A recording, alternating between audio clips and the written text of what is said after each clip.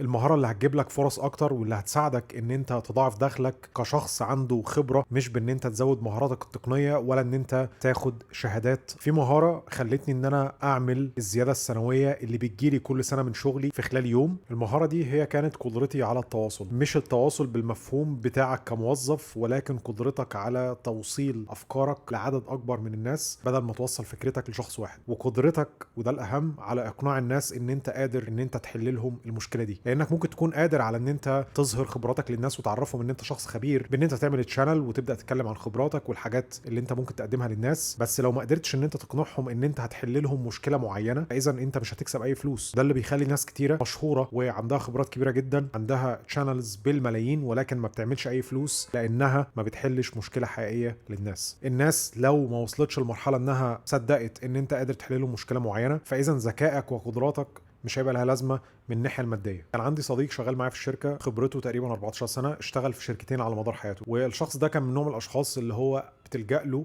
وقت ما يكون عندك مصيبه. عارف انت لما تكون عطلان ومفيش حاجه شغاله معاك فبتروح للشخص ده عشان يلاقي لك حل للمشكله دي. بره شغله محدش كان عارفه تماما، تقريبا ما عندوش سوشيال ميديا. احيانا كنت بسال نفسي تخيل لو الشخص ده ظهر خبرته على النت وساعد الناس انها تشتغل او ساعد الناس انها تكتسب خبرات او عمل كورسات، كان عنده القدره على التواصل والتسويق لشغله. تخيل الفلوس اللي كانت هتدخل له عامله ازاي. انا اتكلمت معاه قبل كده وقلت له ان انت ممكن تعمل كورسات اونلاين، ممكن تطلع تتكلم في الخبرات اللي عندك، ولكن الشخص ده كان عنده ليميتنج بليف او عنده معتقدات كده اللي هو الكونتنت كرييشن وصناعه المحتوى والكلام ده مش ليا، ده ليه ناسه. وللاسف الاعتقاد ده بيخلي الناس انها ما تبداش في اي حاجه، بيفتكروا ان صناعه المحتوى فقط مقتصره او متركزه على الناس اللي بتعمل جولات على التيك توك وللمحتوى التافه، وده مش صحيح. لان صناعه المحتوى ممكن تغير حياتك، وانت ممكن تكون السبب ان انت تغير حياة ناس تانية. انت زي ما تكون بتحط نفسك في قفص، والقفص ده بيضيع عليك فرص كبيرة جدا للتطور، في نفس الوقت الفلوس. اي حد ممكن يتجنب خطأ الشخص ده لو كان قادر على اولا ان هو يقوي مهاراته التقنية، والحاجة التانية ان هو يبقى قادر على توصيل الخبرة بتاعته دي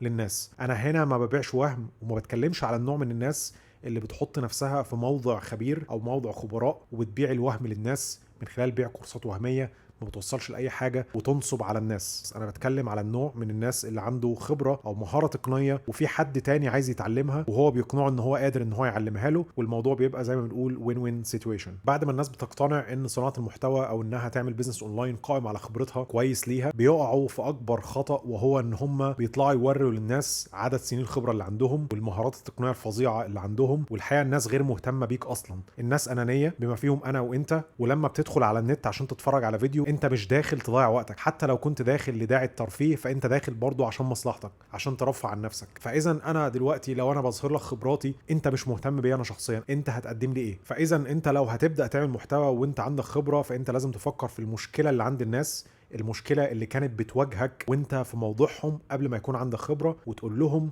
وتفهمهم حليت المشكله دي ازاي، وبعد كده تقنعهم ان انت قادر ان انت تحل لهم المشكله دي. الموضوع ده انا اتعلمته بالطريقه الصعبه، لاني كنت بتكلم في المهارات وبتكلم في الخبرات اللي عندي، ما كنتش ببيع حاجه، لاني عرفت في الاخر ان الناس عايزه تحل مشكله معينه. فالحل هو ان انت تترجم الخدمه اللي عندك لألم انت بتحاول تحله. وخلينا اشرح لك وركز معايا. الحل هو ان انت تحلل الخدمه اللي انت هتقدمها. خلينا ندي خدمه بسيطه خالص. انت دلوقتي بتساعد حد ان هو يلاقي شغل، فالمشكله اللي بتواجه الشخص اللي انت عايز تبيع له ان هو مش لاقي شغل، فهتحل له المشكله دي ازاي؟ ان انت تظبط له السي في بتاعه بحيث ان السي في ده يقنع الريكروتر او يقنع الشخص اللي هيعين. هتكتب في العنوان بتاعك مثلا انا هساعدك ان انت تعمل ريستراكشر او تكتب السي في بتاعك بشكل يجذب انتباه الشركات. لازم تسال نفسك بعد الجمله دي وبعدين لما تعمل لي ريستراكشر للسي في بتاعي هيحصل ايه؟ فالاجابه هتكون هخلي السي في ده يظهر مهاراتك، والمهارات دي هتبقى مقنعه اكتر وهتبقى باينه للريكروتر او صاحب الشركه. وبعدين مثلا السي في هتعدي من الاي تي اس فلترز او هتعدي من المراحل بتاعه الاي تي اس انها فيها الكيوردز اللي مظبوطه او فيها المهارات اللي طلبها الشركه او الريكروتر ده، وهتعزز فرص دعوتك مثلا لمقابله. وبعدين بالطريقه دي هيجي لك جوب انترفيوز بدون ما تقعد تهلك وقت